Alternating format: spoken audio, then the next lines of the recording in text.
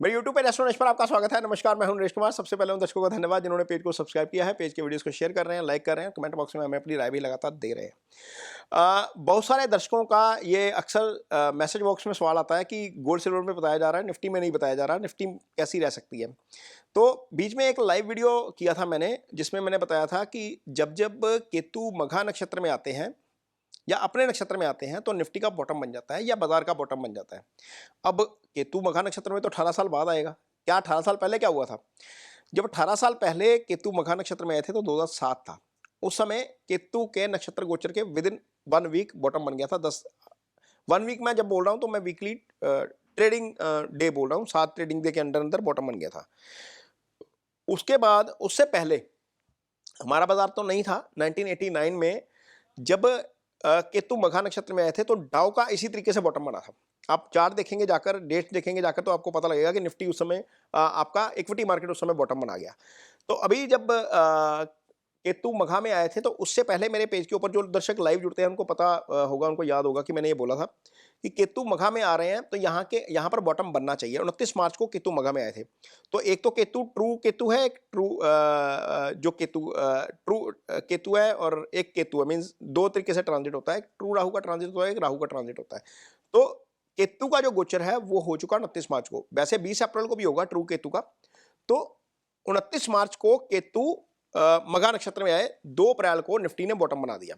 हमने देखा कि 22,184 के आसपास का बॉटम बना। अब हम जब ये वीडियो शूट कर रहे हैं तो 24,000 के ऊपर ट्रेड कर रहा है, यानी कि जहां से वो बॉटम बना वहां से ही शूट अप कर गया जबरदस्त तरीके से। अब सवाल है कि आगे क्या है। आगे 3 प्लानिटरी इवेंट हैं अगले हफ्ते। उनमें से मरकरी का प्लानिटरी इवेंट बड़ा इंपॉर्टेंट है। लास्ट ईयर भी मरकरी के इसी ट्रांजिट के दौरान बाजार बहुत जबरदस्त तरीके से घूमा था। तो फिर क्योंकि मुझे याद था लास्ट ईयर का जब आया था, ये वीडियो आपको सबको याद होगा, इसका स्क्रीनशॉट शेयर करते हैं। इसमें लिखा था मार्च में निफ्टी की वापसी, तो उस समय मीन में था शायद। तो अब क्या हुआ, मैंने फिर 15 साल का डाटा निकाला। वैसे तो कहते हैं कि मरकरी नीच के हो गए, मरकरी बहुत खराब हो गए, बाजार के कारक हैं, पता नहीं बाजार गिरेगा संभलेगा, मीन्स कुछ समझ नहीं आता कि क्या है। लेकिन जब शास्त्र पढ़ते हैं तो शास्त्र कहता है कि बाजार जो है वो वोलेटाइल रहता है, बाजार में थोड़ा सा बहुत ज़्यादा अपसाइड नहीं देखने को मिलता।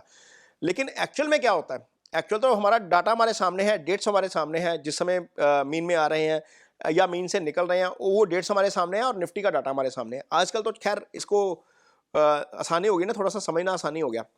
तो इसको 15 साल का डाटा निकाला है, एक हल्का सा देखने की कोशिश करते हैं कि निफ्टी कैसा रहता है जब मीन राशि में मरकरी होते हैं।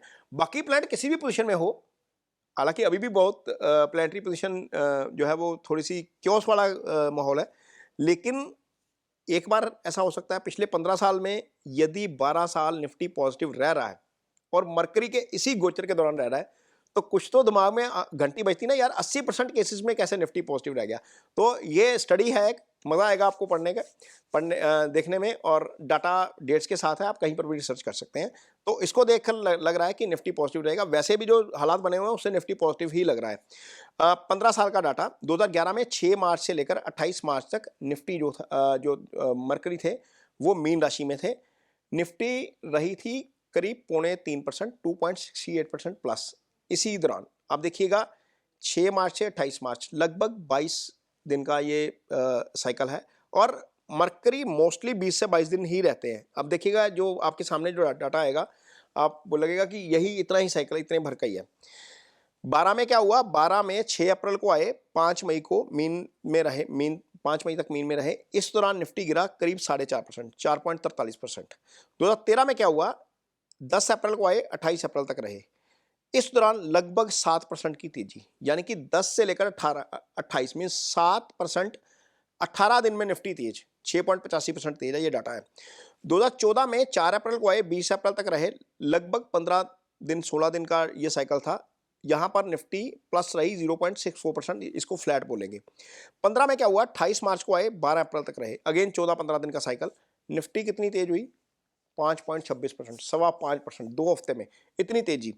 2016 में क्या हुआ, 2016 में 9 मार्च को आए, 3 अप्रैल तक रहे, निफ्टी रही लगभग 1.5% पॉजिटिव, 1.43%। 2017 में क्या हुआ, 11 मार्च से लेकर 27 मार्च लगभग, ये अगेन 16 दिन का साइकिल है, निफ्टी 1.25% पॉजिटिव रही। 18 में 3 अप्रैल को आए, 9 मई तक रहे, निफ्टी पॉजिटिव रही 4.60%, लगभग 4.5% पॉजिटिव। 2019 में 12 अप्रैल से लेकर 3 मई तक थे, निफ्टी जो है वो 1.25% पॉजिटिव अगेन। 2020 में 7 अप्रैल से लेकर 25 अप्रैल तक रहे, निफ्टी 13% पॉजिटिव। ये कोरोना का साल था जब निफ्टी में मार्च में बॉटम बना था, और जैसे ही और इसी दिन, लगभग इसी दिन ट्रांजिट किया और यहीं से निफ्टी भाग गया 13.24%। मीन्स आप डेट देखिए, 7 अप्रैल से 25, 18 दिन के अंदर 13% की निफ्टी की रिकवरी। और जब निफ्टी टूट रहा होता है तब ये जबरदस्त तरीके से करता है। ये 2025 में भी हुआ, आगे बताता हूं आपको। 2021 में 1 अप्रैल से 16 अप्रैल तक जो है वो निफ्टी था, ये मरकरी थे मीन में, ये माइनस में रहा था 0.50%, लगभग फ्लैट मानेंगे इसको, ये इतना बड़ा माइनस नहीं था। 22 में देखते हैं तो 24 मार्च से लेकर 8 अप्रैल, अगेन वही 14-15 दिन का पीरियड। फिर अगेन यहाँ पर देखिए निफ्टी 3.12% पॉजिटिव। 2023 में 16 मार्च से लेकर 31 मार्च तक निफ्टी 2.5% पॉजिटिव। देखिए 2 हफ्ते का पीरियड है, लगभग 15, 16, 18 दिन का ही। 24 में 9 अप्रैल से लेकर 10 मई तक यहाँ पर निफ्टी माइनस रहा था 2.06%। 2025 में क्या हुआ, 27 फरवरी से 7 मई तक निफ्टी 8.51% पॉजिटिव। आप सबको याद होगा 26 सितंबर 2024 को निफ्टी ने टॉप किया था, वहां से निफ्टी गिरना शुरू हुआ। अक्टूबर में गिरा, नवंबर में गिरा, दिसंबर में गिरा, जनवरी में गिरा, फरवरी में गिरा। मार्च में निफ्टी ने रिकवरी की थी, मेरा ये वीडियो था उस समय, मार्च में निफ्टी की वापसी।